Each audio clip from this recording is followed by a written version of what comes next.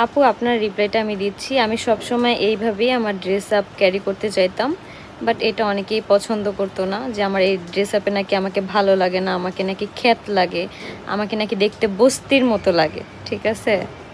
হ্যাঁ ভিউয়ার্স, আহাত দিশা আখিকেই বলছিল আখিকে নাকি খ্যাত খ্যাত দেখতে লাগে, সব সময় খ্যাত খ্যাত ভাবে চলাফেরা করে। হ্যাঁ ভিউয়ার্স, এখন আখিকে সুন্দর লাগে সবাই বলে, আর তিশাকে নাকি খ্যাত খ্যাত লাগে। আসলে ঠকে যাওয়া মানুষগুলোই এভাবে নিজেকে পরিবর্তন করে ফেলে। আহাত তিশার কাছে থাকতেই কতটা অসহায় ছিল আখি, সেটা আখিকে দেখলেই এখন বোঝা যাচ্ছে। তিশার কথা মতন চলতে হতো, আর এখন যা ইচ্ছে ছেলেকে নিয়ে করছে, তা দেখে জ্বলছে তিশা। বিভিন্ন বাজে বাজে কমেন্ট করাচ্ছে ওর ভিউয়ার্স দিয়ে। হ্যাঁ ভিউয়ার্স, আখিকে আরও বলতো আখি কিছুই করতে পারতো না, কেউ তাকে কাজ দিত না, আখিকে কেউ পছন্দ করতো না। এখন দেখা যাচ্ছে সবাই কিন্তু আখিকেই পছন্দ করছে, বিভিন্ন প্রমোটেড কাজ করে নিচ্ছে আখির কাছ থেকে। তা দেখে কিন্তু তিশা জ্বলে পুড়ে ছারখার হয়ে যাচ্ছে ভিউয়ার্স।